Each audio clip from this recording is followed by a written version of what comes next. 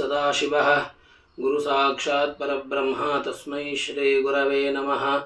गुरवे सर्वलोकानां विषजे भवरोगिणां निधये सर्वविद्यानां दक्षिणामूर्तये नमः। सर्वमङ्गलमाङ्गल्ये शिवे सर्वार्थसाधिके शरण्ये त्र्यम्बके गौरी नारायणी नमोऽस्तुते।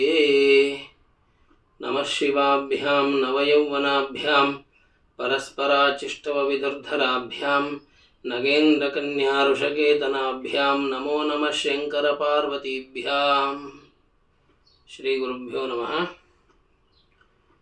ಈ ವರ್ಷ ಯುಗಾದಿ ವಿಶ್ವಾವಸುನಾಮ ಸಂವತ್ಸರದ ಪಂಚಾಂಗ ಶ್ರವಣ ಪೂರ್ವದಲ್ಲಿ ಪಂಚಾಂಗಕ್ಕೆ ಉಪಚಾರ ಪೂಜೆಯನ್ನು ಮಾಡುತ್ತಾ ಪಂಚಾಂಗ ಶ್ರವಣವನ್ನು ಪ್ರಾರಂಭಿಸೋಣ. ಓಂ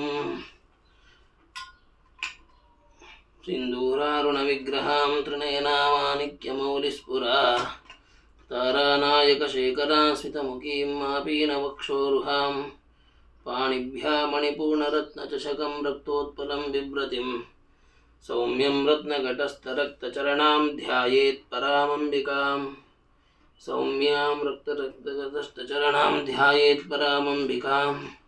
ಓಂ ಶರಣಾಗತ ದೀನಾರ್ಥ ಪರಿತ್ರಾಣಪರಾಯಣೆ ಸರ್ವಸ್ಯಾತಿಹರೆ ದೇವಿ ನಾರಾಯಣಿ ನಮೋಸ್ತುತೇ.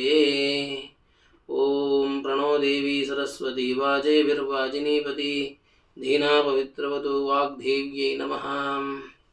ನಮಃ ಶಿವಾಯ.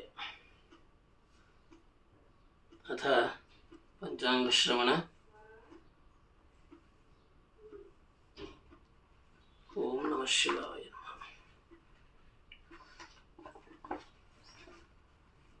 ಶ್ರೀರಸ್ತು. ಶ್ರೀ ವಿಶ್ವಾವಸುನಾಮ ಸಂವತ್ಸರದ ಮೈಸೂರು ಪಂಚಾಂಗ. ಈ ವರ್ಷ ಪಂಚಾಂಗ ಶ್ರವಣವನ್ನು ಮಾಡುತ್ತಾ ಈ ವರ್ಷದ ಪಂಚಾಂಗದಲ್ಲಿ ಸಂವತ್ಸರ ಫಲ,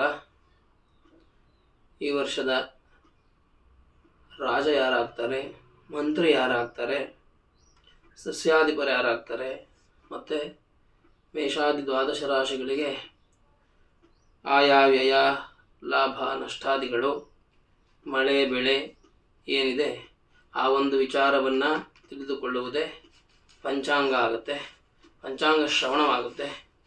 ಪಂಚಾಂಗ ಶ್ರವಣವನ್ನು ಪ್ರತಿ ವರ್ಷ ಮಾಡುವಂಥದ್ದು ಬಹಳ ಶ್ರೇಷ್ಠತಮವಾದ ಒಂದು ಕಾರ್ಯ. ಏನು ಹೇಳ್ತಾರೆ ಅಂತಂದರೆ, ತಿಥೇಶ್ಚ ಶ್ರಿಯಮಾಪ್ನೋತಿ ವಾರದ ಆಯುಷ್ಯವರ್ಧನಂ ನಕ್ಷತ್ರಾಧರತೆ ಪಾಪಂ ಯೋಗಾದ್ರೋಗ ನಿವಾರಣಂ ಕರ್ಣಾತ್ ಕಾರ್ಯಸಿದ್ಧಿಂಚ ಪಂಚಾಂಗ ಫಲಮುತ್ತಮಂ ಎಂದು ಹೇಳೋ ರೀತಿ, ಚೈತ್ರ ಮಾಸದ ಶುಕ್ಲ ಪಕ್ಷದಲ್ಲಿ ಆ ವರ್ಷದ ರಾಜ ಮಂತ್ರಿ ಮೊದಲಾದ ಪಂಚಾಂಗದಲ್ಲಿನ ಫಲಗಳನ್ನು ಯಾರು ಕೇಳುವರೋ ಅಂತಹವರು ಪಾಪ ಫಲಗಳಿಂದ ಮುಕ್ತರು, ದೀರ್ಘಾಯುಷ್ಯವಂತರು, ಐಶ್ವರ್ಯವಂತರು, ಕೀರ್ತಿವಂತರು, ಅತಿಶಯವಾದ ಸುಖಾನುಭವಿಗಳು, ಪುತ್ರ ಪೌತ್ರಾಭಿವೃದ್ಧಿಯುಳ್ಳವರೂ ಆಗುತ್ತಾರೆ.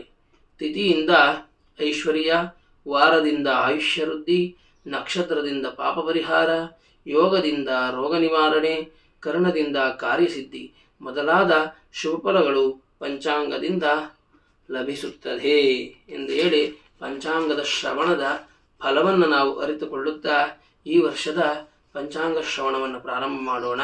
ಮೊದಲಿಗೆ ಸಂವತ್ಸರ ಫಲ.